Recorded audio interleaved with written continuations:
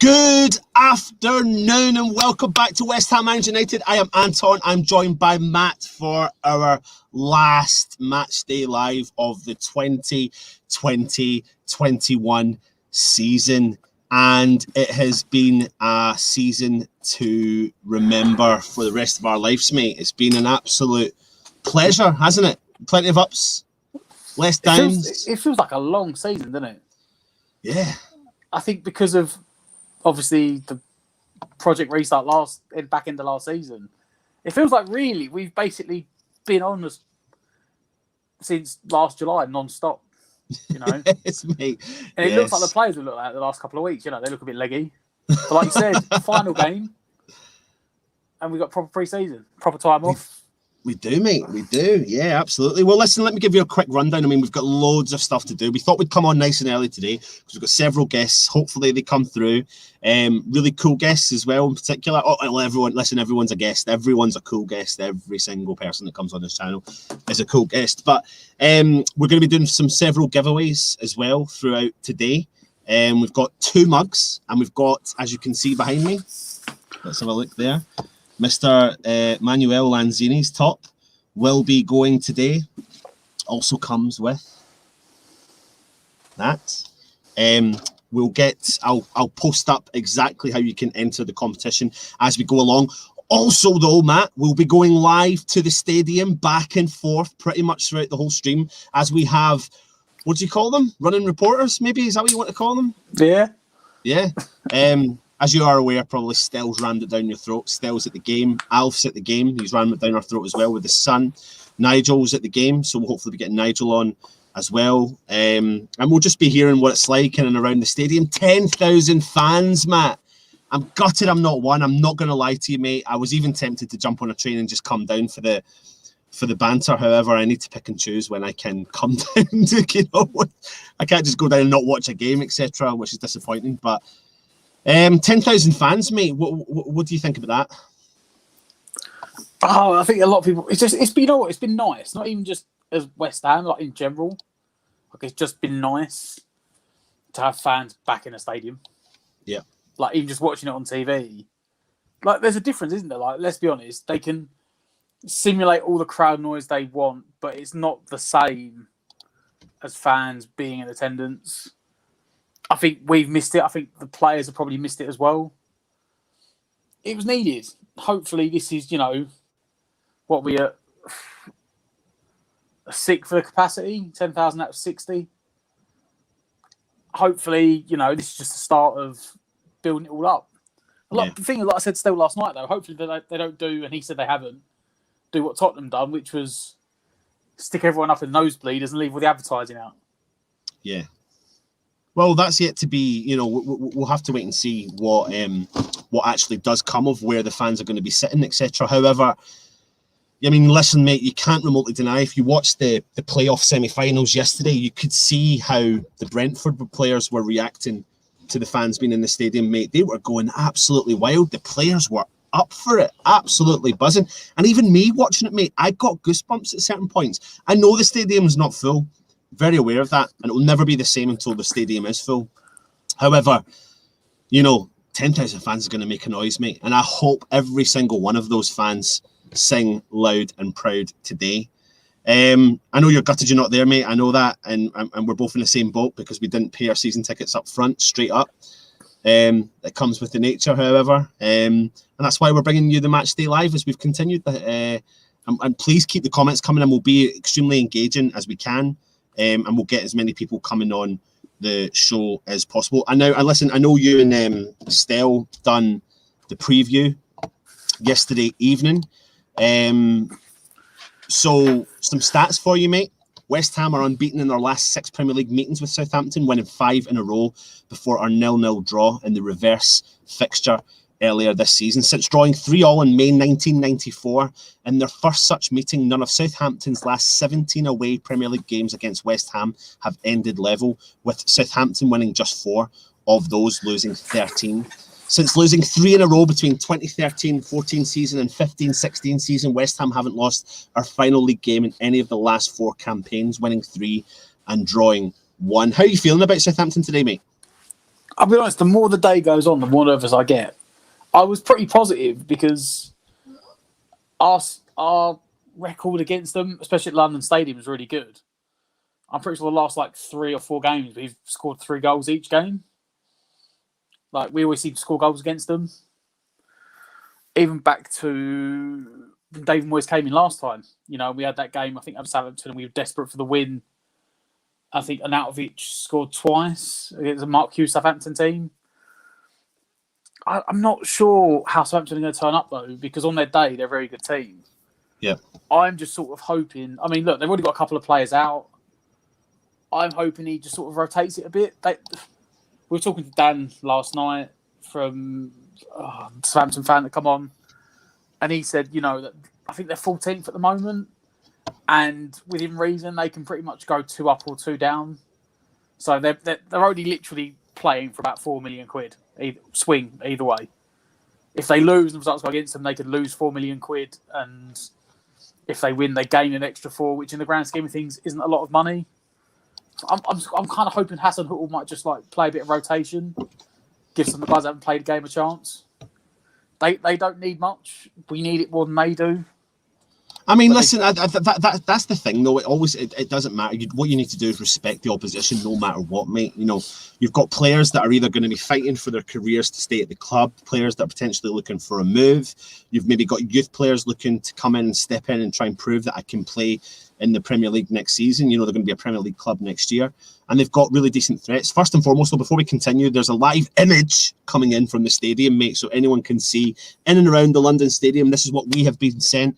We will be going live in and around the area, but this is what we have been sent. So you can see it's a little bit overcast, mate, maybe just a little bit more than a little bit overcast in and around the London Stadium. I'm not too far down from London Stadium, and it's not, the weather's not great. Yeah. I do know, like we said, I spoke to Alf and he said it's really quiet in and around Stratford. They've gone for something to eat. I know Stell's in the last drop. I think Alf's gone to meet them. So we'll get some hookups with them soon. But let's jump through some of the comments, mate. I mean, there's so many people in the chat, and it's lovely to see. So thank you very much for joining us. David Trevitt, David Cross, absolute legend. Always remember watching his 4 goals against the Spuds. Absolutely, mate.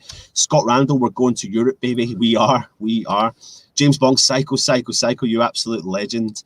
Mick Anderton, come on, you Irons. Excited and nervous. Would love to get behind the boys today, so hope the fans that are there do us proud. Absolutely. And you know what? It's mixed emotions today, Matt, because I really would love to be at the game. I absolutely would love to be at the game. I couldn't think of anything better, to be honest.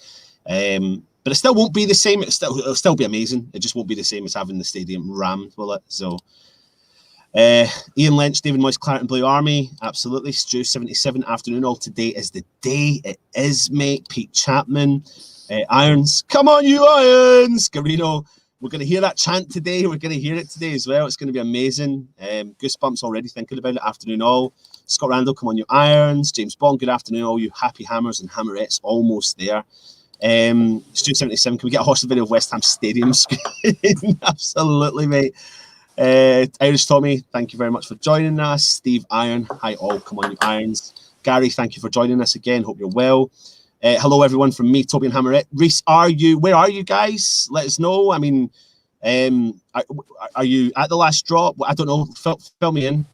I've not actually been on the Discord. Matt, are you on the Discord? No, I need to add myself onto it. Right, I did the other day, I completely forgot. Yeah. I was there for the 85, 86. This is the most together squad I've seen since then. Absolutely, mate. It really, really is. And you're all talking to each other. Hi, Richard. Hope you're well. Just jumped onto Jake's show. Jake's got a show on just now. I think he's finishing very soon. He'll join us as well. Caden, Smike, what afternoon, everyone. Here we go. Yep, Scott Randall. Could you imagine watching the game beside Alf? The squad is going to love the fans. Yeah, Alf is a character and a half, isn't he, Matt? Isn't he? He is. Yeah.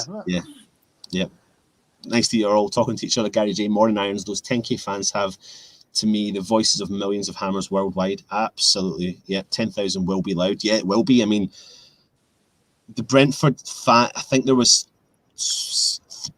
5,000, 6,000 Brentford fans. Did you see the game, the Brentford game? I saw some of it. I saw bits of it. Mate, it was an electric atmosphere. Electric, like it was electric, and you could see the players even in the after. See the players getting interviewed after the game. The smiles on their faces. They were smitten. They were absolutely gone, mate. They didn't know what to do. They were just like, can't believe this is actually happening, and it really gave them the boost they needed. Well, the thing is, as well, is that it must have been so weird out of context, you know, for Brentford's players and fans this year, because they moved stadium this year. This was the first season in their new stadium, and they've essentially basically had to wait until the playoffs at the end of the season to get fans in. Can you imagine if we'd done that with London Stadium? Oh, yeah. Yeah. So no wonder they were buzzing. You know, it's the first time in their new stadium. I mean, it still looks, you know, they've built a newish stadium, and it still looks like a proper football stadium. They're still close enough to the pitch. So I bet the fans were like absolutely buzzing, you know. Yeah, no wonder, regardless of what they get. They could have missed the playoffs and it just been a dead rubber game. They still would have been absolutely on the moon, because we haven't been in stadiums for so long. No. And we also need to find out as well. I know there's like loads of checks taking place before the game. So if you are at the game and you have managed to switch on just to listen to us just now, I think they're expecting some of the fans to go in nice and early just to make sure they get past all those security checks and temperature checks. I don't know if they're doing temperature checks. I believe they probably are. I know they said about IDs at one point. I don't know if they're doing that or... Yeah. It'll be intriguing to know and hear all the kind of feedback from everyone that is going. Father Snowman, thank you very much for joining us. Neil from Down Under, thank you again. 10:50 p.m. on a Sunday night. My word, mate, you will not be going to bed tonight because, I mean, we're on nice and early. I mean, we're an hour and a half from kickoff. We'll hopefully be finding out some team news live, hopefully, if the guys come on. When they do, Gary Rutter, hope they sing Moyes' name. Absolutely. Massively deserved, Matt, isn't it? Massively deserved. Yeah, you know what? I mean, I've seen a few people on Twitter saying the same sort of thing, that regardless of how the game goes today, everyone just needs to get behind the team and show them, the fans, that we've, you know, that regardless of how that goes today, they've had a ridiculously incredible season. Yeah. And we're all proud of them, you know. You think back, so I said back to Project Restart and how we're all sitting there thinking, oh no, we're not in the stadium to get behind them. Are they going to stay up? And not only do we have a really good run at the end of the season and stay up, but then we had that set of fixtures at the start of the season, and we were thinking, oh, here we go. This could be serious trouble, serious problems. And they've just taken it in their stride. Like they've said themselves, they still see it on social media. They're still seeing all fans come up to them and saying, appreciate how well they've done. And it's just, you know what, we need, whoever's in the stadium today just needs to get behind them for the whole 94, 5, 6, 7 minutes, whatever it is. I think if we do, I think we'll get the result. I think the fans will push them that bit harder, that bit further. But even if we don't, you know, even if we lose today, we're still going to get 7th. That's still Europe, and that's still a massive achievement. Considering we were probably one of the favourites for relegation this year. It is. It absolutely is. What a turnaround from that man himself, David Moyes. It's just absolutely fantastic, and we should all be really proud as well. Really, really proud today. It's just brilliant. Look, legends. Hello, afternoon, ladies. Afternoon, back to yourself, Caden. You're all talking to each other. It's great. Megan, Shackle. I could cry. I'm so nervous, excited. In a few hours, I'll be so drunk for nerves. Absolutely. Matt, have you got a drink? Are you drinking at the ready? Yeah, I'm already going, mate. Yeah, cool, excellent. Let's bring in our first guest. It's Jake from West Ham Unofficial. Jakey boy, how you feeling? Are you buzzing today? Yeah, massive game. 1 point for Europe. I mean, West Ham, they will never make it easy, but let's just hope this can be a nice, calm win. Fans back in there is going to give us a big boost, and I just hope we can just get over the line for the fans inside there, because I mean, none of us have been in there this year, and it's been a massive year for West Ham. So you know, let's hope for the last game they can give the fans that are actually in there and not us sat at home on our sofa a good game, and a good way to end the season. Yeah, it's I was saying to Matt before you came on, Jake. There, it's like it's definitely like it kind of it's mixed emotions today. I'm absolutely buzzing that fans are back in there. I'm excited for them. I'm excited for the season that West Ham have had. I'm excited to see how we finish the season. However, not being there is tough. I'm not going to lie. It does have an effect on everyone. Absolutely, it does. I mean, it's everything that we live and breathe, and everyone in the chats, everything we live and breathe, and just getting to the games is just really, really tough, of course. So, but listen, I mean, without further ado, I really would love to bring on our next guest, which I'm absolutely buzzing for. I'm so excited to bring this next guest on. It's none other than the legend David Psycho Cross. David, thank you very much for joining us. How you doing? All right, I'm fine, thanks. Now that I've managed to get through, my wife's had to bring her iPad up. I was out of date with it. Oh no, I'm on. That's me, isn't it? Yeah, absolutely. Listen, I know I was messaging you back and forth, but it's just a pleasure to have you on, David. And listen, you know, what a hero you are for our club.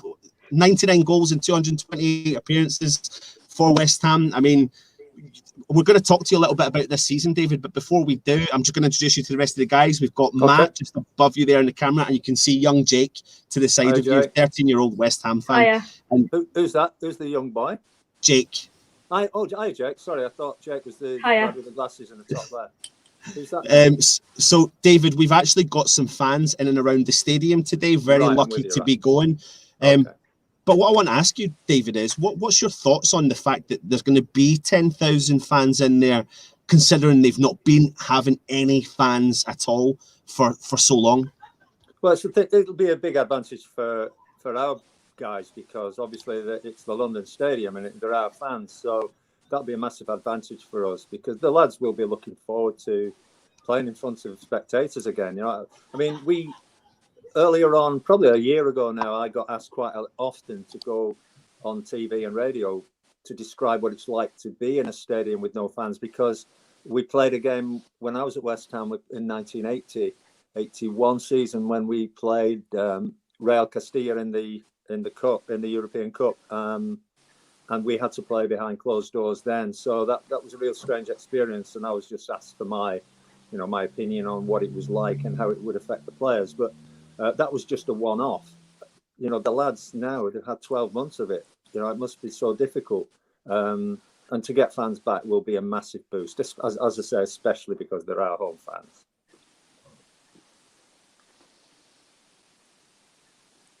Something bad's happened. Yeah, no, that was me. That was me. Apologies. Matt and Jake, have you got any questions for David? I mean, I've got more lined up if you want to ask anything to David. Go on, Matt.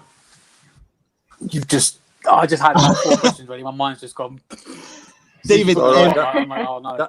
That used to happen to me at about 5 to 3 on a Saturday afternoon.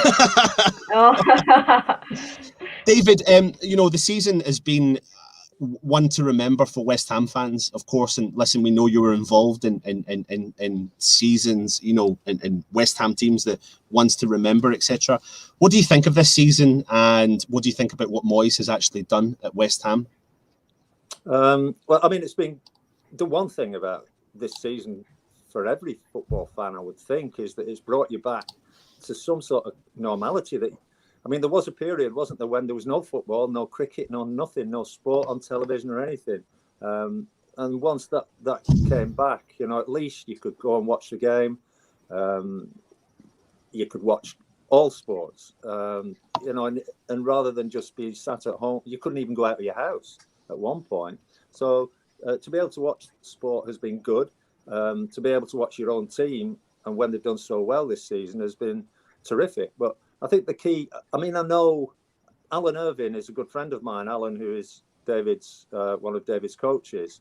And I work with Alan at Blackburn, and I know him very well. And I know how he works. I know how thorough he is with doing the history of the opposition, you know, to analyse the opposition, because that's what I did. I worked for West Ham for 10 years doing the opposition analysis, and then I moved to Blackburn. Funnily enough, Big Sam Allardyce took me to Blackburn to do the same job there, and that's where I knew Alan 4 or 5 years ago. I mean, very well know how he works. But the big thing for me this season has been the quality of our signings. I think we've bought really well. I think they've done the research into the players they've bought, and they've been, all of them, successful. I do feel that we've got a set of players now who, with their attitude, is very similar to what we had back, and I'm talking years ago, I know, and people like me, you really shouldn't be going back years and years, but back in those days when I played, we had a working class mentality about how we went about our job. And by a working class mentality, I mean the better you did and the harder you worked, the more you got paid. Yeah. So on a Monday, when I walked into work on a Monday morning, the big thing for me was to make sure that I did well enough that week so that when the team was pinned up on Friday afternoon, I was on it. Because if I was, it increased my wages. It made me double my wages if I played, and even triple and quadruple my wages if we won or drew. And that mentality was throughout our team. And I do feel that we've got that kind of mentality now. And I know it's different now because the boys get paid so much that it doesn't really matter to them whether they get the win bonus like it did to us. But I mean, if you can imagine whatever you do for a living, you guys, I don't know, little Jake there isn't working, but if someone said to you, look, if you do work hard this week, I'll treble your wages, you'd work hard. And that's the mentality we had. And I feel that group of players we've got now at the club has that mentality. The signings have been really good. The two Czech lads, terrific. Craig Dawson, excellent. And he's a local boy. I mean, I know Craig from this neck of the woods. I mean, he played cricket against my son a couple of years ago in our local league up here. But Jared Bowen, very good. The signings have been good. Lingard's been a breath of fresh air. I've watched him many times over the years at Manchester United, never realised really how good a player he was. But since he's come to us, he's been so good. I know people have said in the last couple of games he's tailed off a little bit. Well, everybody tails off. You don't, not at 100% every single game, but I think he's kind of the last half. Well, when did he come? January. I think he's just livened the side up and give them something. But the big one for me in our team, and I know I'll say this because I'm a striker, but Antonio has just been fantastic. He really has. He's a beast up there. I mean, the big thing when I played was I wanted to make sure that centre halves didn't want to play against me for one reason or another. And Antonio must be like that. Centre halves must wake up on a Monday and look at the playing West Ham on Saturday and praying that he doesn't play because he's just so strong. He makes very, very difficult things look so easy. And when you've got a focal point like that up at the top of the team, it really is a big advantage. But the big thing for me over the season, to sum up, if you could, is the quality of our signings. We've bought really well, I think. Yep. Before we ask Jake, I think you've got a question for David, but I'm going to bring on our next guest, which I'm absolutely buzzing again to be bringing on. He's a jock. just like me, Mr. Frank McAven. Hi guys. Thank you again, mate, for coming on. Not a problem. I never thought I'd get a word in there across you. It's just great for me to see and be alongside one of my boyhood heroes. No, that's great. And listen, it's an absolute pleasure for all of us to have you two on kind of pre-show, etc. Frank, we're going to come to you in a second. I think Jake's got a question for David. No worries. Yeah. David, can I ask you this? I mean, David Moyes, he hasn't spent bags and bags and bags of money, but how crucial do you think quality is over quantity? Because the signings he's made have been exceptional this season and last season as well. Yeah, I think I kind of summed that up, Jake, when I was talking for those 25 minutes that Frank couldn't get on. The quality of the signings has been good. I think what you've got to have when you get new players, and Frank will know this because he came into the side in the similar way that I did, good working class attitude amongst your lads. But you want people who you're going to get something from. I believe firmly that a football club footballers will come and go, players will come and go, coaches will come and go, managers will. The only permanent thing is your fans. And the fans expect a certain amount from the players. Sometimes you won't play very well. None of us play well every week. I mean, sometimes I was hopeless. Went off the field, really disappointed in how I played. But I always gave everything I had. Frank was the same. We were the same in those years. And that's what you want from your players that you sign. And I think that's what we've got this season from the players we've signed. We've got hard work, proper attitude, not wanting to, and I know there's no fans been in the stadium, but not wanting to let their fans down. Yeah, absolutely. Listen, we've got another guest. We've actually got, Frank, before you came on, I said we've got fans in and around the stadium. So we've got a couple of people, proper fanboys that are wanting to come on and join the chat. Nigel and Stell, you can see we've got two big legends at West Ham here. How's things in and around the stadium? I don't think they can hear us. That good. We're not going to get a look in here, Frank. Nigel, look, you're on with two legends. Let me get the stadium behind me. Can you see? Look. Yeah, we can. Yeah. Right, I'm going to go straight. Frank, there you go. Frank, I'm going to go. I saw you had David Cross and Frank McAven on. I thought I've got to be on with these people.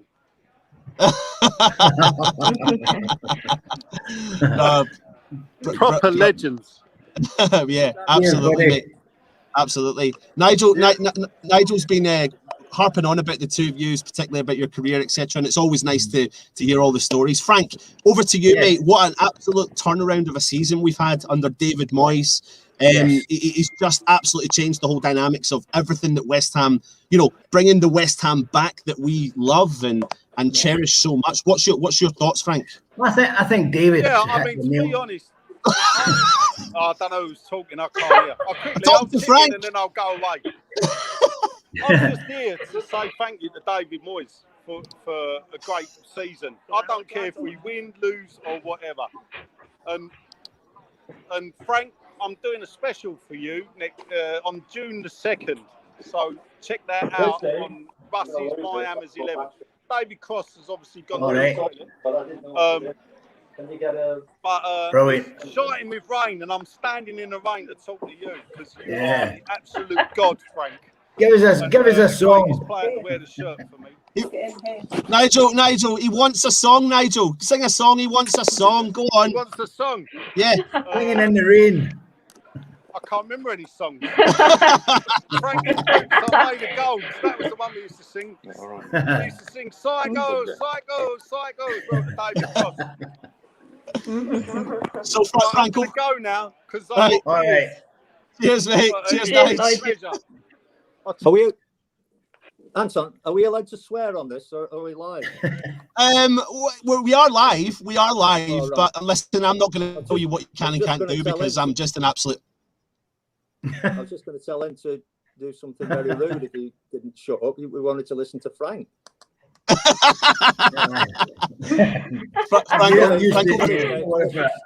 Sorry. I think you asked me a question. I think the biggest thing this season, for me, obviously David Moyes has done extremely well, but the biggest thing for me is I think that the people who own the club have left David alone to make his own signings. I don't think there's been anyone coming in from Mr. Sullivan. And I think you can see the boys that are coming in. David, he wants everything. As David said, Moyes is wanting everyone to work their backsides off. If they don't play well, as long as they come off and they've gave everything, then Moyes will be happy with that.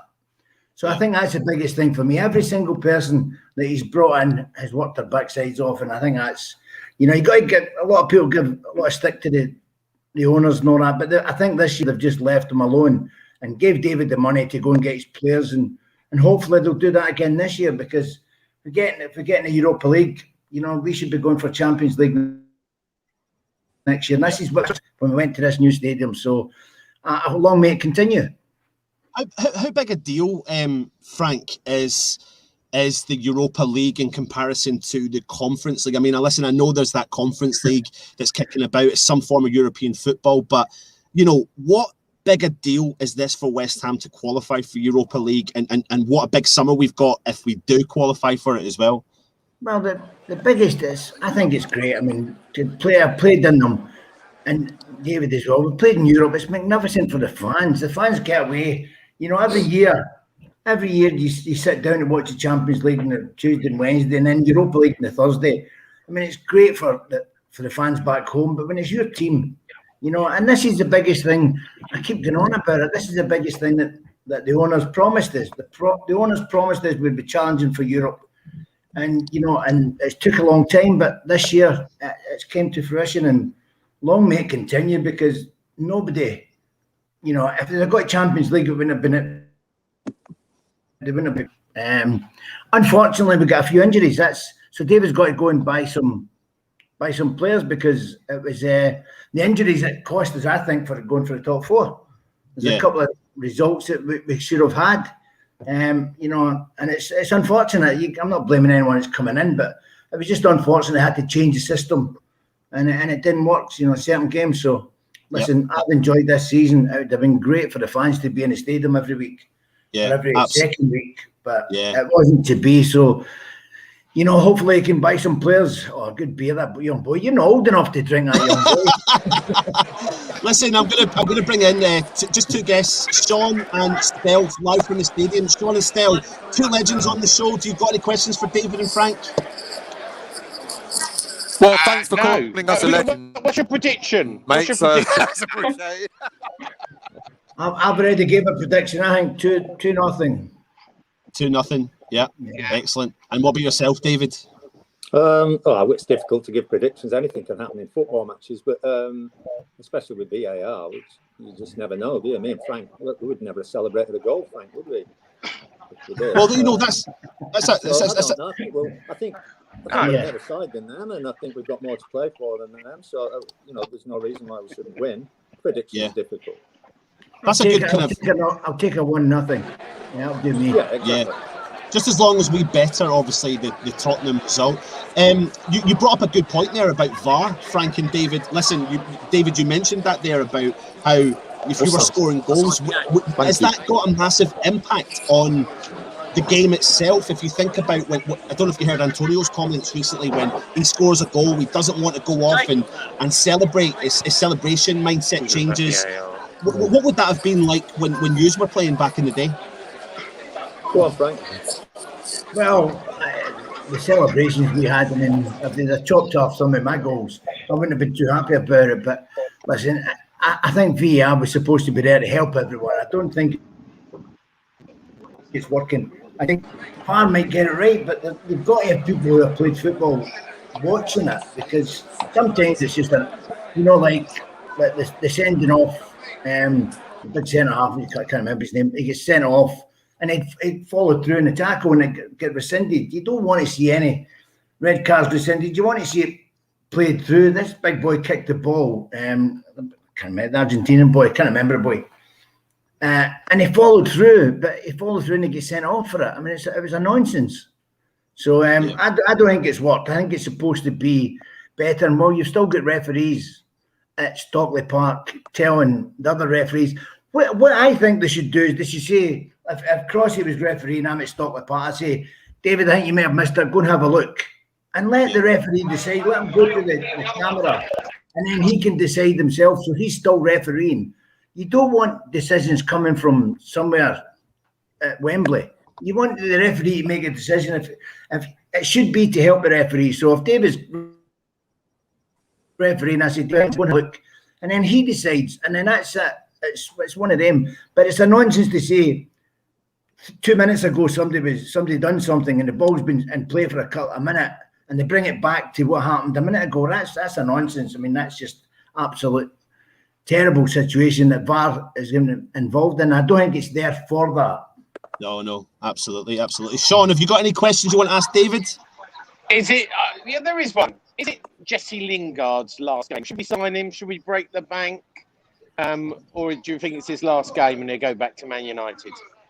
Are you asking me? Is that me? Yeah, I'll put that to you, David. Yeah. I don't know whether you'd have to break the bank to sign him. I think I would love to sign him. I think he's done so well for us. I think, like I said earlier on, I think it's been a breath of fresh air just at the right time, coming in and creating what he's done.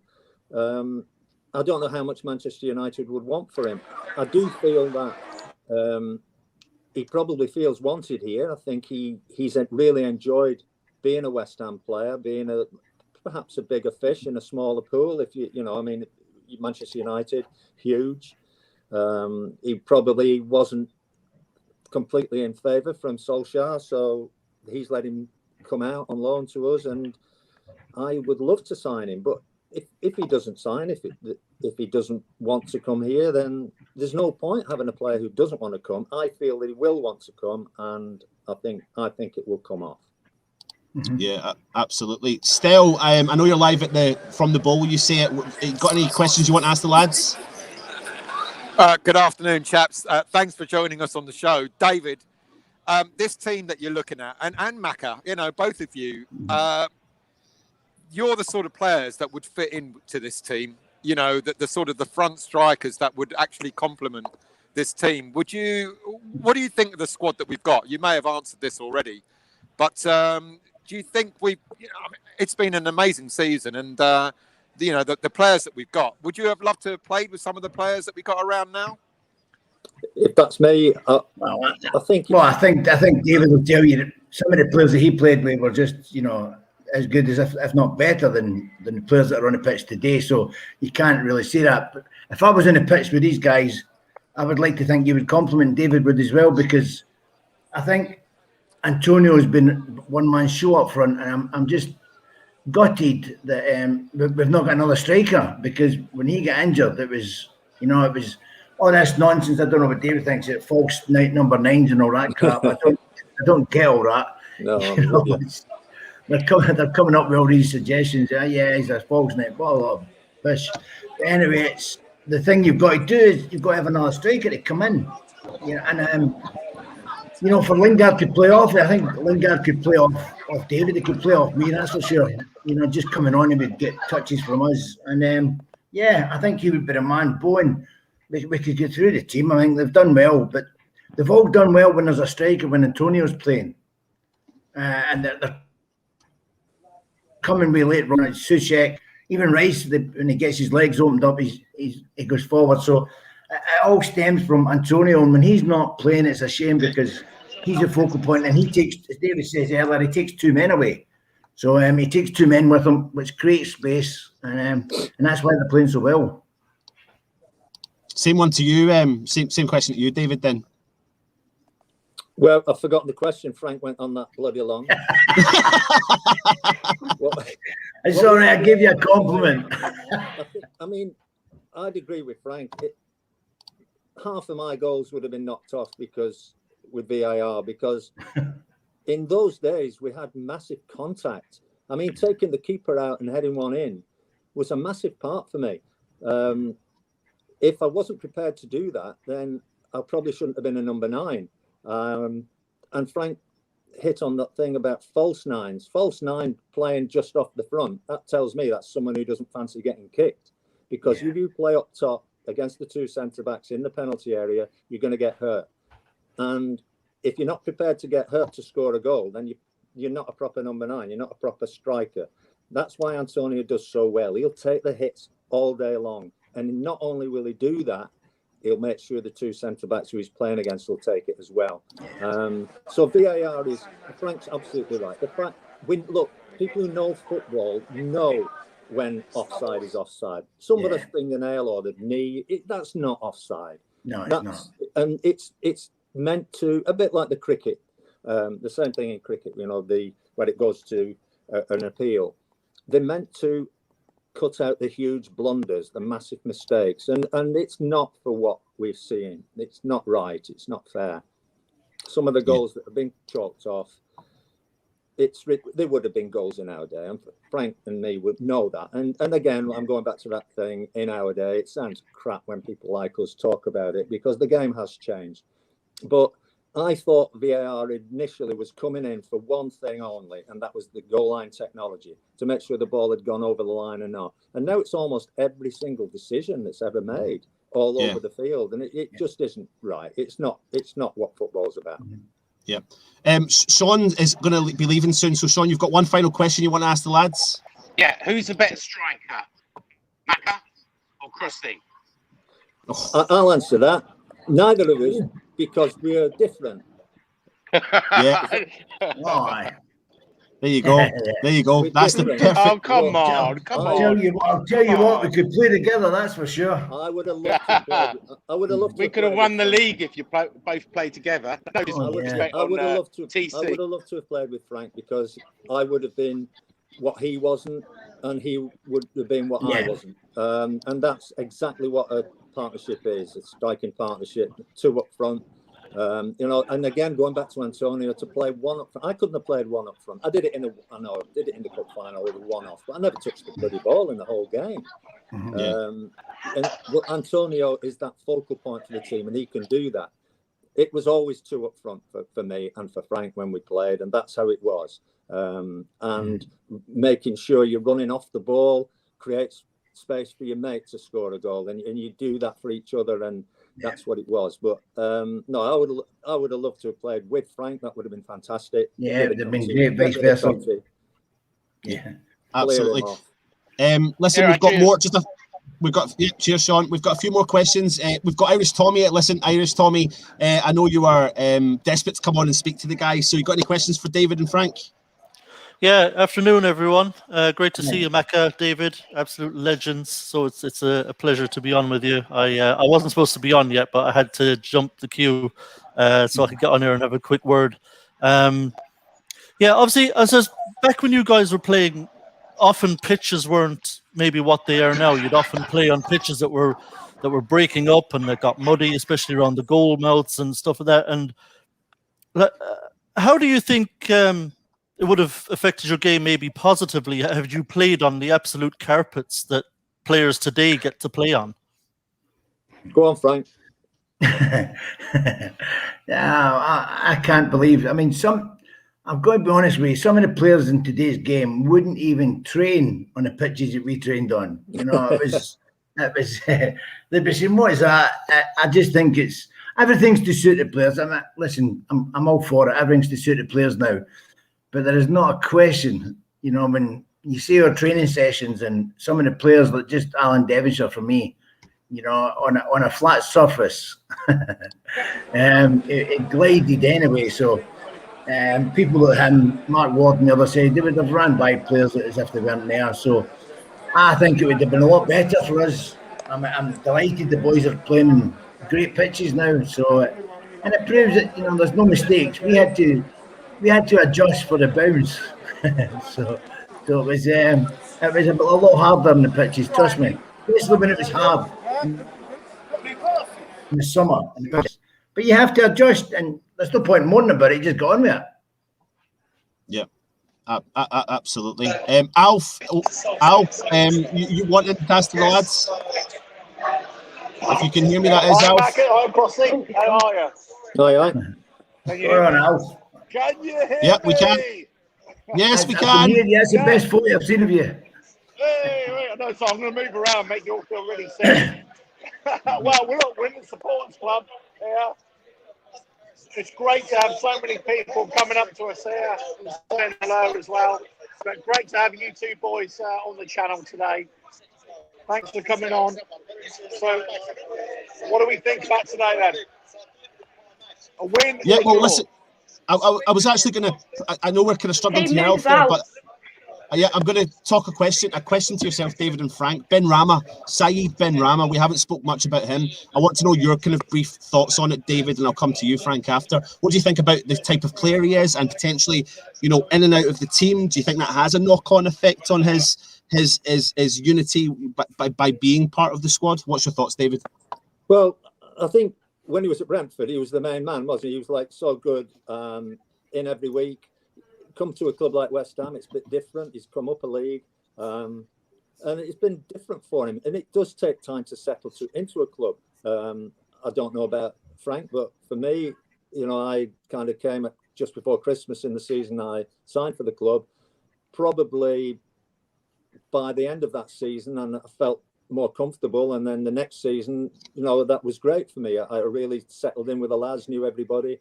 These are lads coming from a foreign country. You know, it's difficult to settle.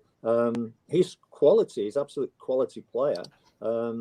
but it's different when you become a squad player rather than just, you know, a genuine player who's going to be selected every week. In our day, you were selected. I mean, we wanted to play 46, 56 games a season if we could. You know, it would have been murder for me if, oh, sorry, Dave, you scored 3 last week, but we're leaving you out because we think, oh, well, no, don't leave me out. Get me in. I want to play every week, every game. I don't want to ever be substituted. You know, so it's different now, and players have a different attitude, I think. So I just think he's such a good player. I mean, I know the goal was a big thing for him. You know, he hadn't scored for all that time, and getting the goal the other week was great for him. I think that will settle him down even more. He's got a summer to think about it and then come back next season. But I do think he's a quality player. Yeah, absolutely. Frank, before I come to you, Stel, you've got some team news. Stel, can you hear me? Maybe you can. Have you got some team news? Yeah, I can. I can hear you. I can hear you. Can you hear me? Yeah, we can. Yeah. Hello. What? Yeah, Fabian's Go on, and Frank. back in the team. Right, there we Yeah, I go. can So, No Ben Frank, Rama. no Ben Rama, who No we were Ben obviously just Rama. talking That's a about there. But surprise. Frank, That's a surprise. No Ben Rama. Hang on. Um, We've got someone what who do you wants to think say a of quick both? hello. You want to say hello? Yeah, I'll It's got say David Cross and Frank McAven on. Oh, right. This is Go Andy, on. Andy Reid, who runs the supporters club. He's a little bit taller than I am. Yeah, I'll cut down a little bit. So. I don't know if they can hear you. But, They can. Hey, They can. Andy. Nice to see Yeah, you we guys. can hear yeah, you. you can hear him. Next Yeah. season, when we've got the whole of this building, the last drop, you guys get down here and let's have a good time. Come in, have a few beers. Really look forward to having you involved. So David Oh, and okay. Frank, that means free alcohol all day. Well, maybe not for Frank, Yeah, maybe not. but we definitely want to get you guys down here. We want to get the whole place. We want to get it buzzing like the old days. Real bit of East End fun. Have some beers, football. Be brilliant. Frank Fantastic. and David, Thanks, Andy. just to fill you in, Right. that's the official supporters club that we Brilliant. actually base ourselves at. So it's a great location if you ever Oh, come happy down. birthday, mate. Happy What, birthday. is that the one around the corner from what used to be around the corner at the East Ham Working Men's Club? It used to be, yeah. They've now Yeah. moved it closer to the London Stadium. That's where Stell is at just now, actually sitting below the orbit, right outside the main thing. But one thing I want to talk about, I know we spoke about Ben Rama. I'm going to put the team news up. As you can see, this is the team news for today's game. But Frank, I'm going to bring you on to Bowen. He's been scored 8 goals this season. He's been involved in about 5 or 6 assists. What's your thoughts on Jared Bowen? I think he's definitely one of David Moyes' signings. You can tell. I think he's been great. He came in and he started off very well, and I think he's just settled in. He's hugged that wide position and he's kept it for himself. When Lingard came, I actually thought Fornells would be dropped out, but Bowen got left out because Fornells stepped up to the mark. And it's all about fighting for your place, as David was talking about, and there's nothing better than competition in a squad. And I think the thing with Ben Rama, before I move, I think he's a wonderful player. And when he came in, I think David left him out a couple of times because he was losing the ball in the wrong positions. I don't think David's got going and doing his stuff in the right areas, and I think he was losing it when people were beyond him. And David would have had a word with him, and the coaching staff, they would have had a word with him, and he's losing it when he loses it. It's very seldom, but when he loses it now, it's in the right areas. There's people, if he loses it, there's people there to defend, rather than people running by him. And I think that's a big thing for Ben Rama. He's coming in and he's still showing everyone what kind of player he is, but he's still putting, as David kept talking about, he's still putting that shift in. And I think that's the bottom line at West Ham. That's what you need at West Ham. As David says, you can have a bad game. As long as you walk off and you've given 100%, then nobody's going to fling questions at you. So that's the way it should be. And that's something we've really saw this year, isn't it? The transition of hard work, players that turn up, everything you said, David, earlier about working so hard and for that team, and you're going to get rewarded for doing that rather than, and that's what, when you look at people judging, for example, Lingard over the last couple of games, because he's not banged in a couple of goals or got a few assists. But, people weren't mentioning Lingard or other players when Lingard was carrying the team, Sorry, Frank. Very harsh. I think the biggest thing is just the work rate is you can't question You know, I think the biggest problem with football, I don't know what Dave's saying, but football's a simple game. You know, if you're having a bad game, go back to basics. You know, you don't have to keep trying to, you know, be Ronaldo. Just go back to basics, you know, and get the ball down and play. And I think sometimes coaches, you know, over-exaggerate the game and overcomplicate it. And I think David's not one of them. He just wants an honest team. And I think that's shown. Yeah, absolutely. Tommy, sorry, Anton. I think this is very harsh on Benrahma. I think I think Macca's right. I think Bowen is one of David Moyes' favourite players. But for me, his form hasn't been great, Bowen. No. I didn't think he was great in the last game either. Benrahma, on the other hand, did very, very well.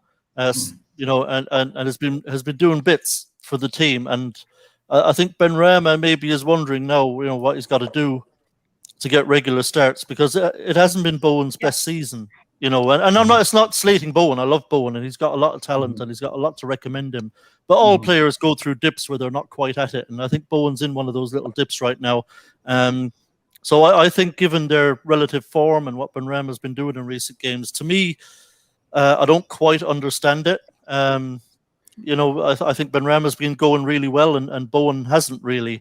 And we saw it in the last game. I mean, I thought Lingard was a ghost. You know, it was possibly his worst game for us in the last game, and Benrahma was doing really well, and still Benrahma was the one that got the curly finger.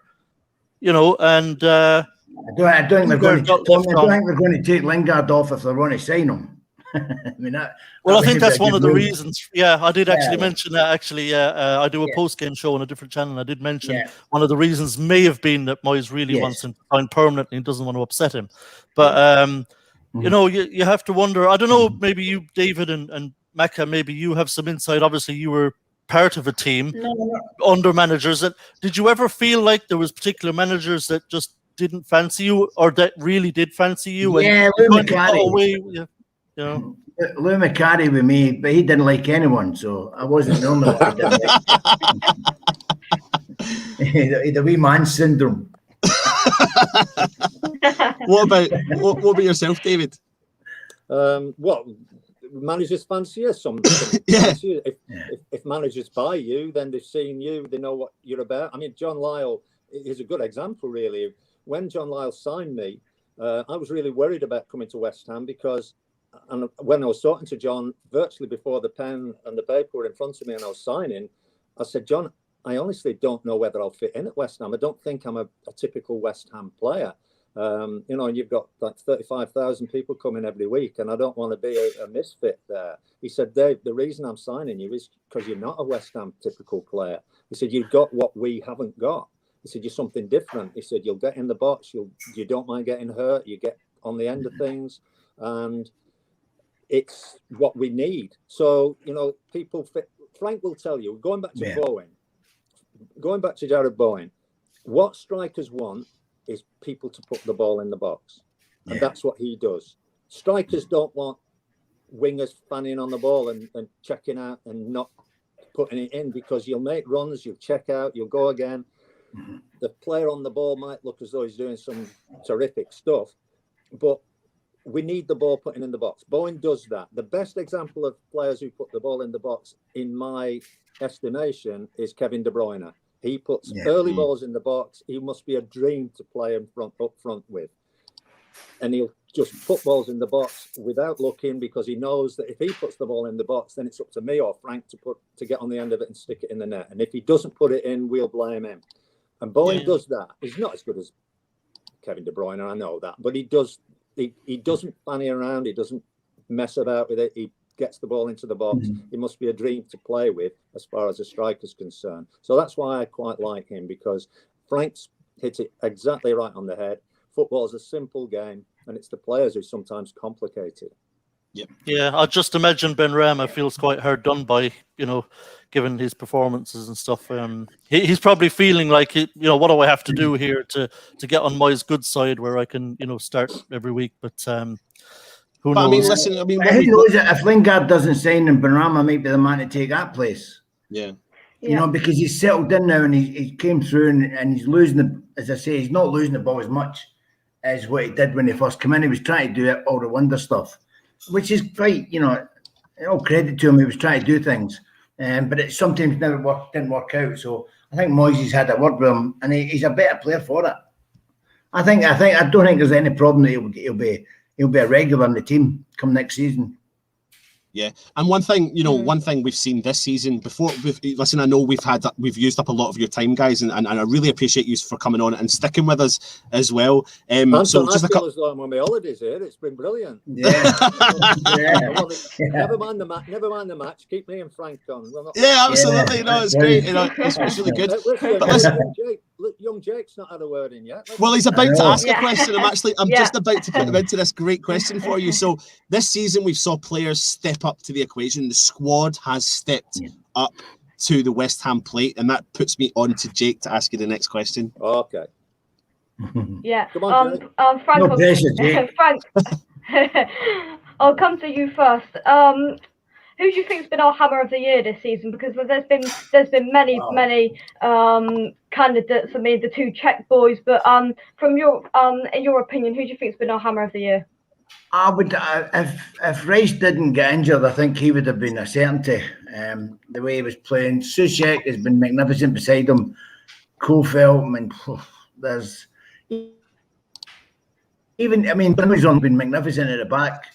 But I would probably give it to Kofi. I think he's been magnificent at right back. I really do. I think he's been great. He gets in it. Unlike a lot of teams, you get wide. Supposed to be fullbacks, but they think they're wingers, and they forget to defend. This boy, he doesn't mind defending, and I like that. I like somebody that gets forward and can get involved in the game, but still doesn't forget what he's there for. He's there to defend. So I'd give it to him. I think he's been really steady since he came in. It's been a breath of fresh air. And it's and something, the two of you talk about a lot is getting that ball into the box, and he certainly knows how to whip that ball into that box, doesn't he? Well, when he gets there, what he's going to do. So a good centre, I don't get when he puts the ball. And I mean, Crossy will tell you, probably sitting watching games and go, "What a ball that is!" And we would have been on the end of that. And I don't get why centre forwards nowadays aren't on the end of them or aren't near them. Sometimes a lot of players want to come in and. That's not the kind of that's what Lingard and that does. You want somebody, Antonio does it quite a lot, and that's when he's not there. It's a shame because we get some great balls in the box and there's nobody there. So. Yeah. David, yourself. Player of the season, very difficult. I've not seen every game, obviously, because not every game's televised. But I'd agree with Frank. Soufal's been terrific, honest, and again. If you put early balls into the box, or you pass it early, or you pass it simply, people can read that. If I'm going to make a move or Frank's going to make a move, it's because he thinks the ball will go into a certain position, and the player on the ball like Soufal will put that ball in or slide it down the line for you run, so you can get on the end of it. So somebody like him, although it's a simple game that he plays, it's very effective. I think his mate has done brilliant, getting into the box, coming in with late runs. And getting on the end of stuff. I think Antonio, when he plays, is just such a beast to play against. He really is the focal point for the team, and we do, I think, suffer more when he's not playing. I think Dawson's done well since he came in. For a kid I say a kid, he's 30 odd, I know, but to come from where he's come, where he felt not wanted at Watford, and come in and just do a job for us. And be so effective and get on the end of stuff in the box. He's done well. It's very difficult. It really is. I honestly don't know. What are you, Jake? What about you? Who would you pick? Oh yeah, Soufal's the man for me. I think how much we paid for him. He never has a bad game. I mean, he's always a 7 or 8 out of 10 every single game, and He's definitely, as the season's gone on, put some better balls into the box, really getting it in there. I mean, when we've got them in the side, Cresswell on one side putting balls into the box, Soufal putting low hard balls into the box as well. we've got threats coming from both sides, and that's what's really been affected this season. But Frank, can I ask you about Pablo Fornals? I mean, he's a massive workhorse. David Moyes loves him because he doesn't ever drop him. What do you think about Pablo Fornals from your perspective? Well, I said at the beginning, I thought when Lingard came in, I thought Fornals would be the one that's getting dropped out. But David will tell you, he cannot beat competition, and the boy has stepped up. He has worked his socks off, and he's just made sure that David Moyes will not drop him. And I think that's been credit to him. And he is a player. You look around the belt, and we've been speaking about Ben Rama, what a wonderful player, and the other boys, Bowen, and he has stepped up to the mark. And listen, when you're playing well in a team, when you've got boys round about you, you want to be in the starting 11. David, told you earlier, when we played, we want to play every game, and these boys, sometimes they don't mind getting dropped. But I think, you look at Fornals and I think he's saying, I don't want to get dropped, and he's come straight in and he's kept his place. So I think he's done well, the boy, because I definitely thought it was him that was going to make way for, and it didn't work out that way. Yeah. Anton, can I just make a David, suggestion that we put, can we get Jake on the coaching staff at the club? Absolutely, David. Absolutely. Listen, more bloody sense than any of us. So, David and Frank, just for your knowledge, Jake runs his own channel, his own separate YouTube channel, and for such a young lad to have such a good knowledge of football, it's fantastic. So I wouldn't be surprised if he tries to get in contact with you over the next couple of weeks and see what he can do. No problem. David and Frank, honestly, it's an absolute pleasure. I mean, it's amazing that you interact with us as fans. Frank, I've spoken to you plenty of times on our channel. Thank you for coming on again. So obviously you can tell I'm born and bred in Scotland, but my dad's an East End boy. He's been there, watched you guys, grew up all his life, seen us win all the cups. So I had no choice. It was always there. And I've heard all the stories, and I felt like I lived and breathed it. So the fact that you guys come on, it means so much, though. It means so much to us fans to have you on. Anton, can I tell you a story about Frank? You can. Please do. Please do. Of course you do. Of course you do. It must have been about the year 2000. Well, I think it probably was 2000, because I think it was the anniversary of us winning the FA Cup. And we had a big do down in Canary Wharf in a hotel. All the players from that team came, and they also had the players from the 1975 Cup final team who'd won. And it was an anniversary, and we all got together, and I took my son, because I wanted my son, Bobby, to meet John Lyle. Bobby at that time was 18, 19, just about going to university. And I wanted him to meet John Lyle and meet all the players that he'd heard so much about. And Frank was there. Frank was at the do. Anyway, got to the end of the evening, and I said to my son, Bobby, Bobby, I've had enough now. I'm going to bed. It's about midnight. I'm tired. I'm going to bed. And there's a match tomorrow that we're going to watch at Upton Park. I said, what about you? He said, no. He said, I'm all right, Dad. He said, I'm going to go out down the West End to a nightclub with Frank McAven. Oh, I said, for God's sake, Bobby, I'll never see you again. It's been great to know you for 19 years. It's been brilliant to know you for 19 years, Bobby. But if I don't see you again, have a good time. But please be bloody careful if you're going to West End of London with Frank. He came back. Frank, thank you. You brought him back. Thank you. No worries. I gave him back to you. Jake, is there anything else you want to ask? Or are you just sitting here in absolute... I mean, listen, Frank and David, I've already had a message from Jake's dad sitting there saying he's in absolute awe of listening to his son talk to you guys. So it's just absolutely amazing for doing it. And listen, we've got your predictions, etc. Big summer for West Ham, though. Big summer for David Moyes. No matter where we finish today, where do we need to strengthen? And I'll put this one to you, Frank. Need a striker. Yeah, Frank's right. You need someone to help Antonio, or I mean, if he's going to play a two up front, that is, or if Antonio needs a breather, or if he gets a knock, then we need someone to be up there. Are you still fit, Frank? Can you do that job? No. That's what I was going to say. Get up there. You look good. You look as though you're still on those Hanson pills that you always used to take. You can always tell. You can always tell the proper strikers they're ugly like me because you get knocked about. Frank's too good looking. Yeah, I always hit people. I get in first, David. That was I did. Yeah, not only on the football field, I've heard.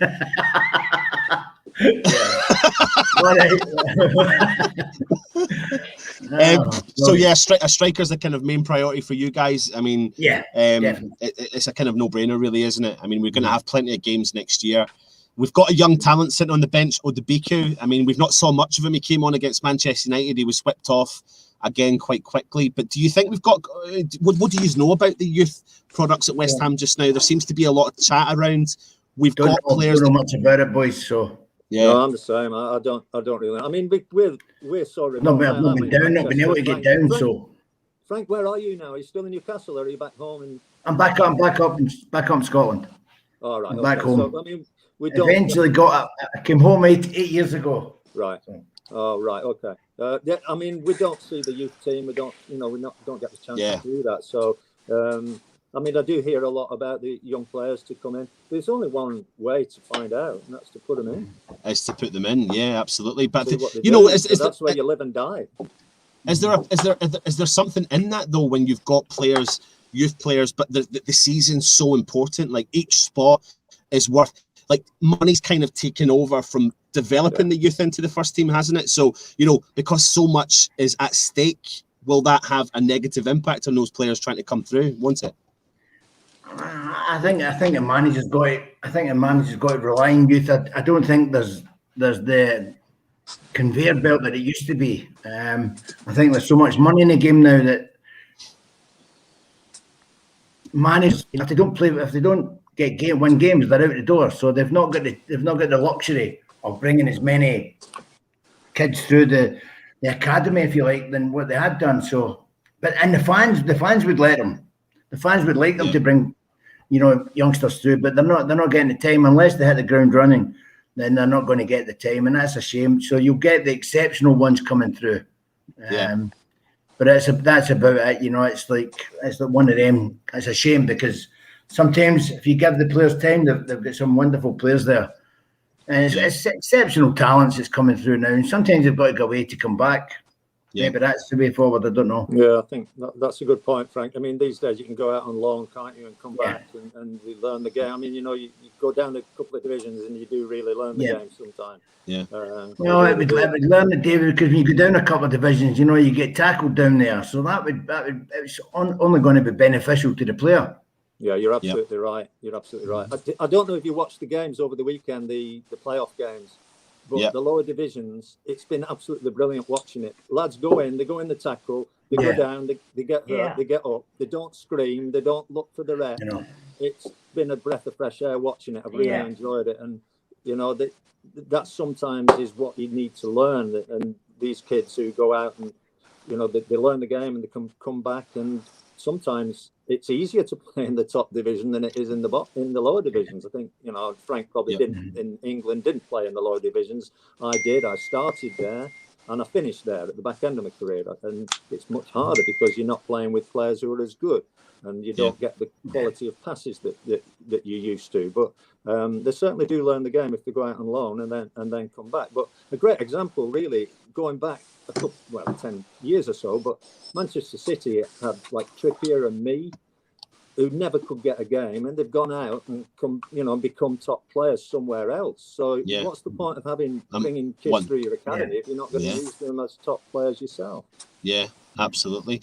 Frank, my dad's in the chat and he's already talking about, the rumour is that West Ham are going to be playing Celtic for a pre-season game this summer. So 24th of July.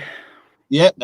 So that, I mean, fingers crossed we can get fans in, and I'll be there as well. I'm not far away from the stadium myself, so fingers crossed. I'm in London for 2 weeks, but I'm coming back for that one.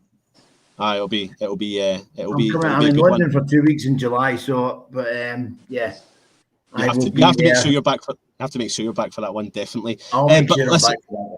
Yeah, I mean, so many people in the chat asking so many questions. We could have you on for hours and hours. No. I mean, if you're happy to stay, you stay. If you want to go. I've got to go. I've got to go. Pleasure, mate. Thank you. Thank God for that. I can get a word in. Frank, David, I'll see you soon. I'll see you soon, David. Oh, I'll let's catch see. you guys later. Thank you. Right, Frank, thank you very much for coming on again, mate. And I might catch you at the golf club soon. You never know. Yeah, I'm still trying. I'm still trying. Cheers, Frank. Take it easy. Cheers, Take mate. care, buddy. Cheers, guys. David, are you okay That's to? better, isn't it? David, it was interesting. There's another West Ham fan. His name's Canningtown Len. I know you've done. I know Jay. Yeah.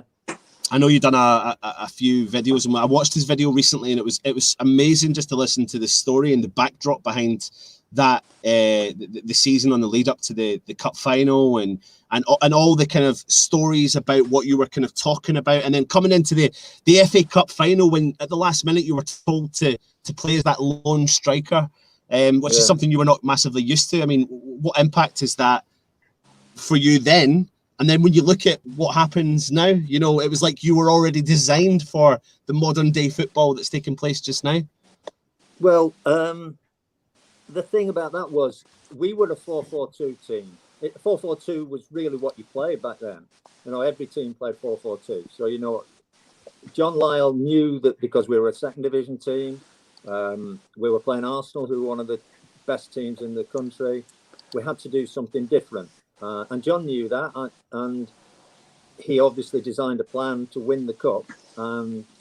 In some respects, I was honoured that I was a big part of that, but I was disappointed in many other respects because I was a goal scorer. I thrived on chances. I got in the box, got in the end of things, took hits, hit goalkeepers, got smashed around, smashed them around. And that's what I wanted to do in the FA Cup final. Once I realised I was playing up front on my own, on a very hot day as well. I mean, it was 90 degrees in the stadium that day. Then I realised that my chances of scoring were going to be very, very limited. And my job was going to be a different one. It was going to be to work hard, keep their back four occupied, and get our shape back if we ever lost the ball before it could, you know, they could exploit any gaps in behind. So the longer I could run across their back line and keep the ball across their back line rather than it go forward, you know, the easier it would be for our midfield five, which it was that day, and our back four to get organised. And that's how it worked out. So it was brilliant for the club, fantastic for the fans, a big disappointment for me. But then again, I'm saying it's a disappointment. How can it be a disappointment to play in the FA Cup final and win and get a cup winners medal? You know, it was just a one-off game, and John believed that I could do that job. To a certain extent, I mean, when you talk about footballers, and often we talk about players because of how good they are with the ball. I was probably a better player without the ball. And I know that sounds a bit daft, but my movement created things for other people. I was always on the move, and I felt that what I did in taking defenders into certain situations created space for my pals, my partner up front, if you like, Paul Goddard or Stuart Pearson or Brian Robson or Derek Hales, back even further back. So that day for me was just hard work. But I'm playing in the cup final. I'd watched the cup final every year from being a young boy, and I never dreamt I would ever have a chance to play in the FA Cup final, and to play in it was brilliant. Just a slight disappointment was that I realised I probably wouldn't have many chances to score, and ironically, the one chance I did have to score was the goal. Dev went up the line, crossed the ball to the far post. Pat Jennings got a touch on it, and it dropped to me, and I just guided it back as best I could. I didn't get any power behind my, if you wouldn't call it a shot, I just stabbed it back towards the goal. Willie Young cleared it off the line, and Stuart Pearson shot, and Trevor headed it in. So that was the only chance I had, really. And I just wanted to be the one who scored our winning goal in the cup final. And I knew when John told me at 10-3 that day that I was playing up front on my own, then it's probably unlikely that would happen. In retrospect, Trevor Brookins scoring the winning goal in the cup final, really, that was right. That was how it should be. Trevor Brookins was West Ham through and through. I've been at the club 3 years. Trevor was there for donkey's years. It was right that Trevor should score that winning goal and be that hero that day. But yeah, it was disappointing for me knowing that that's how I was going to play. as I said earlier on, I don't think I touched the ball more than 10 times in the whole game. All I did was run around and prevent their back four getting out. But we won the cup, and that was that. Yeah, absolutely. Before Matt asks you a question, Anton, Matt, can I there ask is a a question. question? Yeah, go for it, Jake. 100%. When you go. Go on, Jake. Yeah. David, did you have any kind of pre-match routine, like the morning of a game or the night? What did you tend to do before every game, or was it just random, anything? No, it's a great question, Jake. Do you play football yourself? Do you play football? I used to, yeah. What do you mean used to? You've not I retired. used to, yeah. David, he plays cricket. He plays cricket. Well, I'm a big cricket fan. My daughter Kate plays cricket for England. Did you know that? Did you know that, Jake? Oh wow. Yeah, she Yeah. plays cricket for England. If you want to listen to her, Jake, go on the No Balls podcast. She's got her own podcast, Kate has. The No Balls podcast.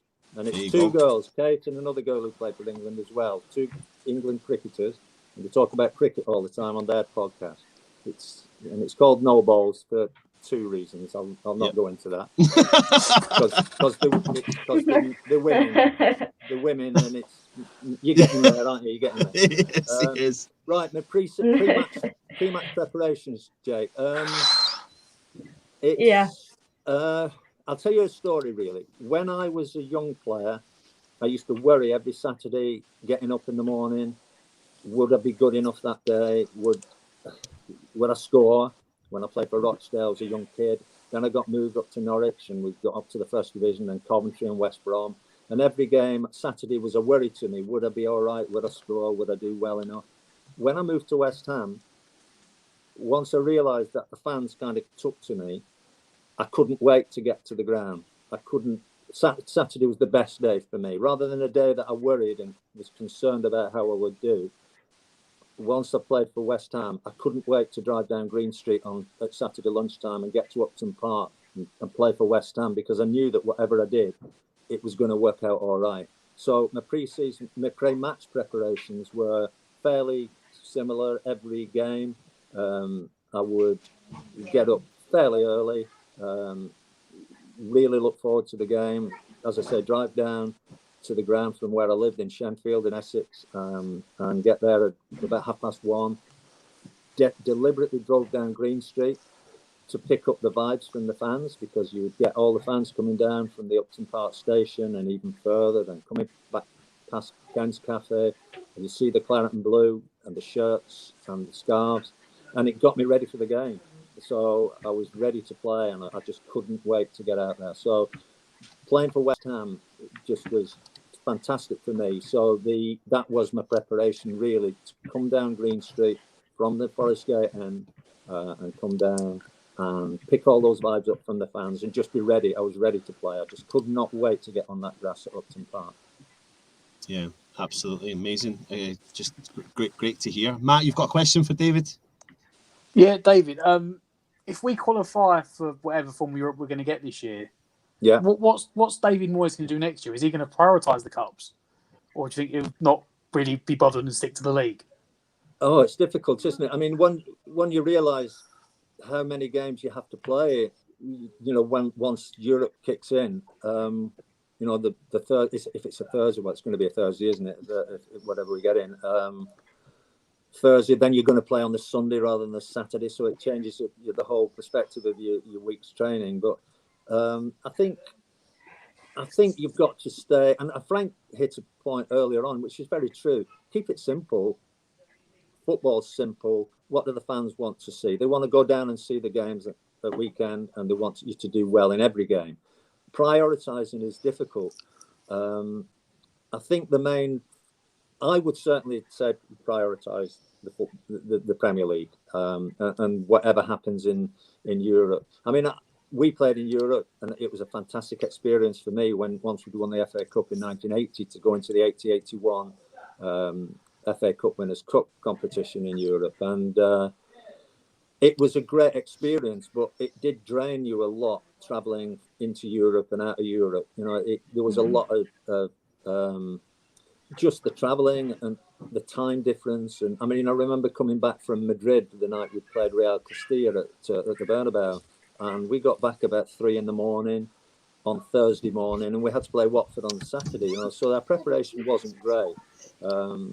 So sometimes managers, especially if you're looking at City and Manchester City and Manchester United, they play sometimes different teams, different players in the European games than they do in the league. So I don't know. It's difficult. I would certainly say, look, those 46 games that we play every season in our division are the most important. But what David Moyes will do, I don't know.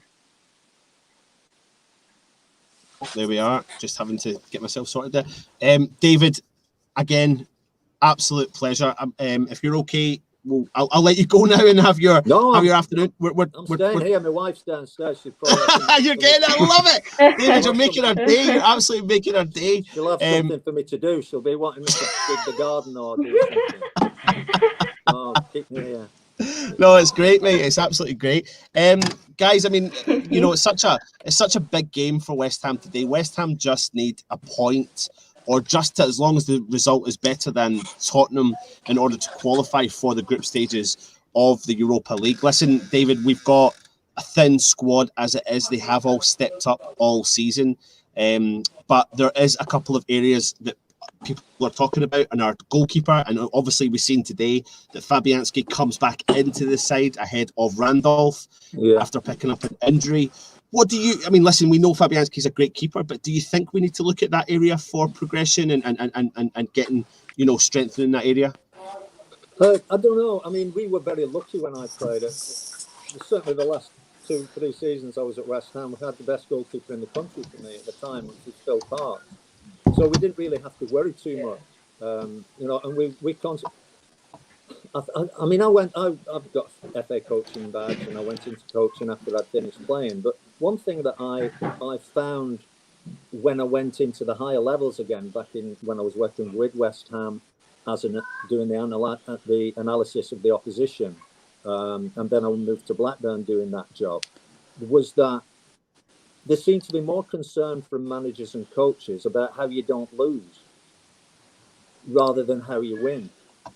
And we when we played, we didn't really think we're going to lose. We just wanted to know how we were going to win, that day. So it was get the ball forward, get the ball into me protect the ball, give it back to Trevor Brooking, or get it out wide to Alan Devonshire, so we could score goals. And we worked on the basis that just as long as we scored more than them, didn't really matter. If we got 3 and they got 2, we won. So we concentrated more on what we were going to do in terms of getting the ball forward and attacking, rather than not losing. So we were lucky that we really had the benefit of knowing that the insurance that Phil Parkes was in goal, that even if I slipped up and lost the ball on the halfway line and they broke and had a shot, Parkes was more than likely to save it because he was such a good keeper. So it's important to have a good keeper. But I think Randolph and Fabianski are as decent as most keepers in the league. I know there's some exceptional ones, but for me, it would be prioritising getting someone to make sure that Antonio wasn't on his own if he needs a 2 up front, or if he does get injured or needs a break, then someone can come in and do that similar job. They would never do the job that Antonio does, because he's so strong. He's so protection of the ball is absolutely brilliant. I mean, he's so good at that. And then he gets in the box and he gets on the end of stuff as well. So you've got, where I saw him play 10 years ago, playing for Notts County, and then I saw him move on to Nottingham Forest and Sheffield Wednesday. And I always told Blackburn Rovers, get this guy, and he was playing on the wing then. And not only had he strength and pace and the ability to get in the box and score, he had one thing which actually I haven't noticed him do for us, but he's got a fantastic long throw. I've never really seen him do that for us, but he's got a long throw. He can reach the far post with it. But they haven't used that here. But he just had so much, and I was really surprised no one ever took him. And when West Ham took him, what was it, 5-6 years ago, whatever it was, I was so pleased because I thought, well, he'll give us something down the flank. I never ever thought he would play up front as a lone striker and do the job he has done. He's been a revelation to me, he really has. Yeah, he really has. David, do you mind? I'm going to go across to the stadium, live to the stadium. Actually, Alf is there inside the stadium. Alf, you can hear us, can't you? Can you give us a bit of a rundown of what's happening? What's the setup like? Well, I tell you what, it's really easy to get in. I thought by the emails that we were getting, it's going to be a real long, drawn-out process to get in, but it's really easy, no problems. I don't think any of us are in our season ticket seats, if you know what I mean. We're all dotted all around the stadium.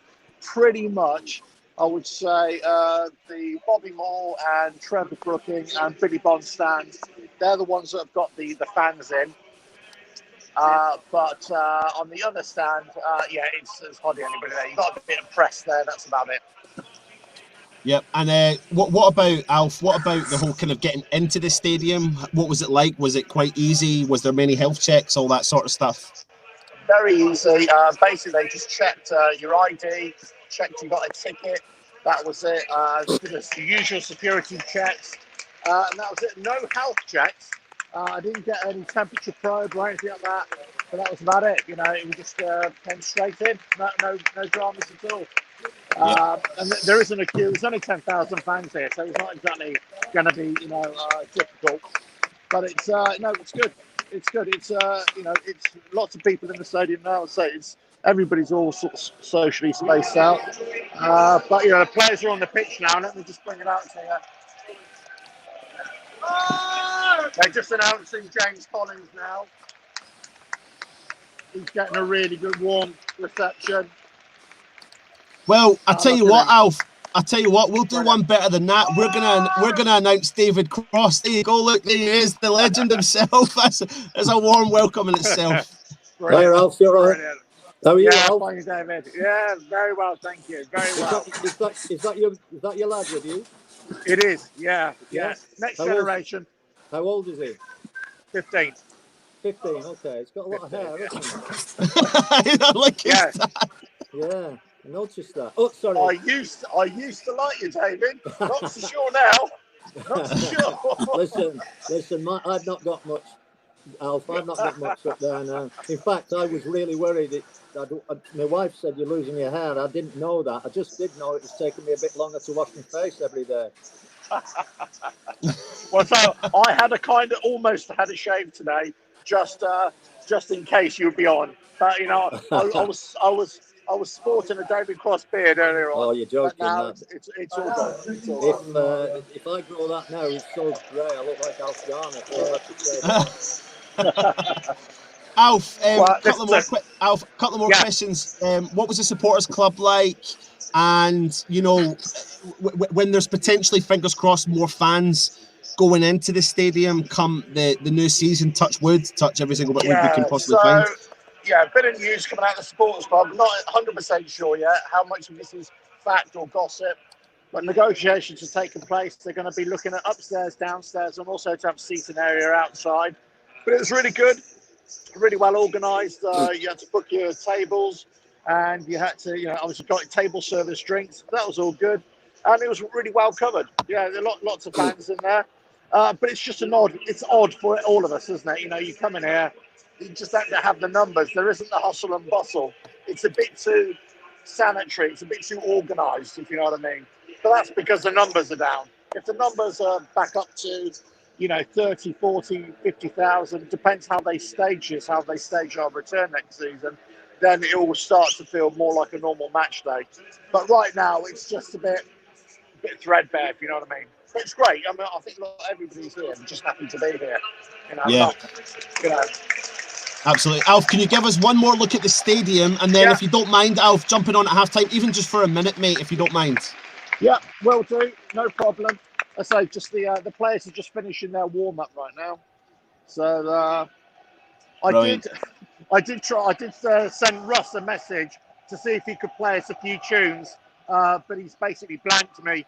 He said, I'm not playing any old that granddad music. So I tried.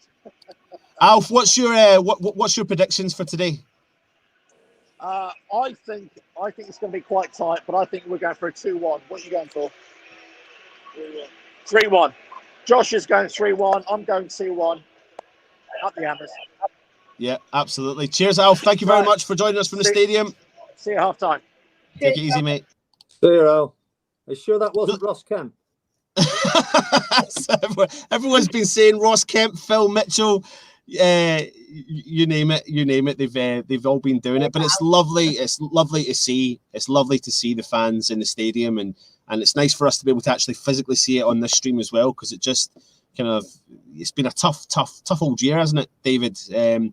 Been a rubbish old year, but hopefully we can see light at the end of the tunnel and we can get ourselves back down to that stadium again and celebrate. It'd be great. It really will. I mean, it's difficult for me to get down there so often because obviously living in Manchester, it's a fair hike to get down there. But sometimes we do get invited to be guests within the stadium, and speak to the people and the sponsors' places. So that's good when we get together, and it's good also to see your old pals that you played with and against, and various generations of footballers who played for West Ham as well. Long lads who've played after me, and we get to know each other very well. So that's great, and it's something to look forward to. It really is. But we've got a liaison guy called Dan Francis, who works for the club, and he's our player liaison fella, and he invites us down to those dues. So it's great. It really is. I look forward to coming to that so much. I mean, I know you can never get away from the fact that we're at the London Stadium, but it's not like it was at Upton Park. It really isn't. But it's we've got to get used to it, because we're not going to go back to Upton Park, are we? No, there's absolutely no choices, like you said there. D. Lee's asking a question, David, to yourself. How did playing in an empty Upton Park feel against Castilla? I was outside the ground that night with a lot of others. No, you weren't. You're too young for that. You're not kidding. No, not me. It was the question there. Oh, right. I see. I was going to say you couldn't have been there. You'd be far too young. Yeah, it's different. Very different. But the alternative would have been to get kicked out of the competition, or to play in a stadium. They were going to either make it a neutral stadium, maybe make us play in France somewhere, maybe in Paris, somewhere halfway between Spain and England. There were several suggestions of where we should play it, but the best thing was for us to play at Upton Park behind closed doors. We were given that option, and we took that one. So it was. I mean, it was obviously a good night for me because I got some goals that night, and we went through. So it worked really well. But they were a very good team, very good young team, Castilla. I mean, they were the Real Madrid second string. The kids who were going to come through. And interestingly enough, when I worked for Blackburn, we had a former Real Madrid player called Michel Salgado. I don't know if you remember him. I'm going back 10 years probably when Michel played, but he was a former Real Madrid player. Yeah. And he asked me about that game, and he said, "Can you remember any of the players that played for Castilla that night?" And I couldn't, but I had the program. I still got the program now. I got all our lads to sign the program because it was, such a unique thing. There weren't many published. So I got that signed. Anyway, I showed Michel the program, and he looked down the list of players for Castilla, and he just couldn't believe it. He said, "Wow, he played. Wow," he said, "he became such a good player." He almost listed about 7 or 8 of those players who became top players in Spain. So they were a very, very good young team. But we just, we just had the moment over them on that night. Pikey got an early goal, and then we started scoring. They got a goal that narrowed it back down again, but in the end we came out on top. Yeah, absolutely. I've got a question for everyone in the chat who's watching just now. I would like everyone to give me your predictions for the game. Please get in the comments and give me your predictions for what you think today's game will end up. And as we all know, Matt, the rundown is as long as West Ham either get a point or just to get a better result than Tottenham, we qualify automatically for the group stages of Europa League. Is that right, Matt? I'm just checking the table now. Put me on the spotlight now. I think it is, yeah. I think Matt's having a meet. I think it is right. I'm just checking no one else can go past us as well. 1 point, does it, Matt? 1 point. Yeah. Well, it's Everton, isn't it? But it's the goal difference for Everton, so it should be just Tottenham. Yeah. Yeah. I think it's we've got a little 5-0, and Everton have got to beat City 5-0 for Everton to go above us. But yeah, they've got like a 9-goal. I think it's a 9-goal, 10-goal swing. Is it? Is that what it is? They need to. It's an 8-goal swing, but I think we've scored more goals.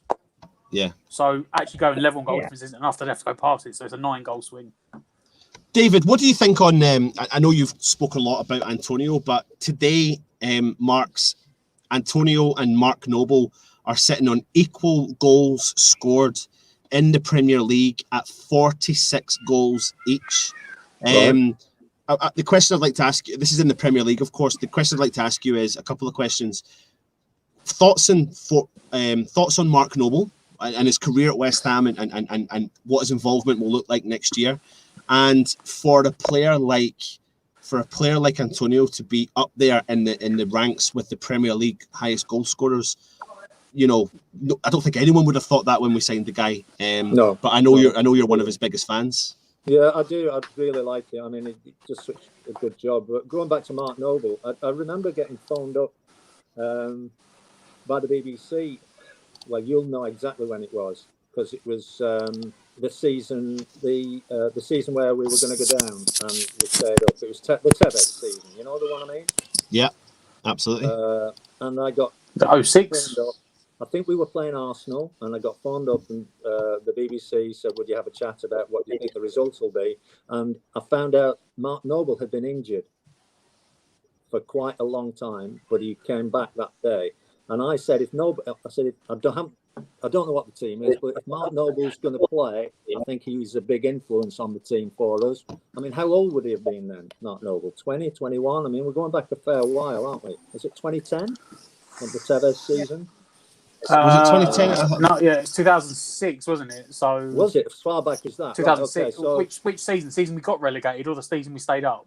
No, we stayed up. The Tevez was 2006, so Noble would have been. We beat Man United. I think Noble was 18. Whatever it was, Mark Noble. Yeah, I think Noble was about 18. He was a key influence on the team at that time, and then from him coming back, I don't think we lost a game. From him coming back, I think we won, or we did lose in the last 6 or 7 games that season. I always thought he was a big influence. And I'll tell you another story. Can you remember playing Blackburn Rovers in the Cup a few years ago? Yeah, Payet scored. Oh no, he scored that wonder goal. Yeah, scored the wonder goal that day on the Sunday afternoon. It was replay. And after the game, the next day I went in and I mixed with the Blackburn Rovers players, and every day, because I was working on the analysis, you know, I knew all of the lads, and all of them, well, not all of them, but a huge majority of them came in on that Monday after that Sunday where they played against West Ham at Ewood Park.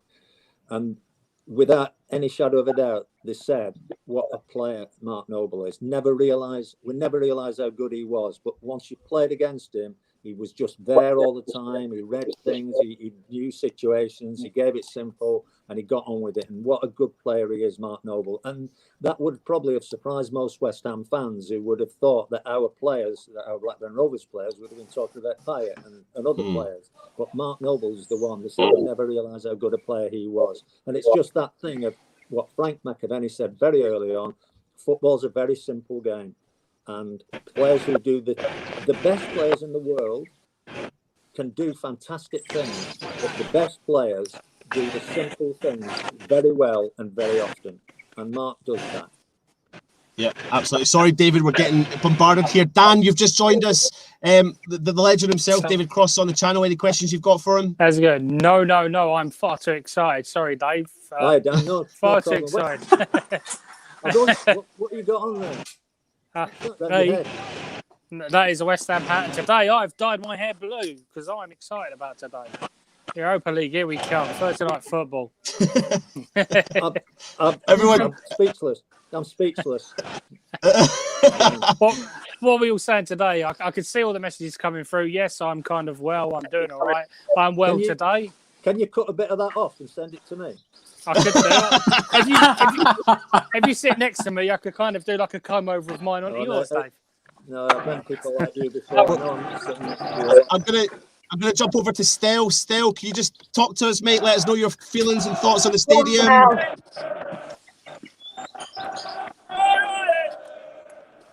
Oh, maybe not. There we are. Is that usual sense from Stelius there. Yeah. Stel, can you hear us at all, mate? Can you hear us? Over to you, Stel, No. if you can hear us. Oh, Can't hear ya. Just let us know your He thoughts. can't hear us. go. Let us know your thoughts. I can't hear you. on- I can only comment. It's all right here. Bit of a vibe. Jesus, that's a view. Good. Right, he's gone. He's away. He's just he has no idea what he's doing, doesn't he? David, listen, we've tried our best to be as professional as we can through this whole show, and Stel comes on and it just drops like you can imagine. Listen, we're only 4 minutes away from kickoff. Southampton not really got anything to play for. David, when it comes to the end of the season and you've got one team that needs something and the other team that doesn't, what's the mindset in the opposition team that don't really need anything? They're safe. They've got nothing to qualify for. Is it going to be a case of let's turn up and ruin the party? Yeah. Do you? Is that where it's at? Yeah, you've hit it on the head, Anton. Really, it's such a good game for Southampton because they'll just go out relaxed. They'll know, there's no tension really in their team. They will just feel they'll work on the basis that they know the West Ham players will be anxious about getting the point or having to get a result. So it will be an easier game for them. And sometimes once you're more relaxed, it is an easier game for you. But our lads should just knuckle down. I mean, once you know that it's a big game and there's something for you, then I think our lads will be all right. They'll cope. So we're getting a live rendition. Here we go. Is he here? Turn your volume up, Stel.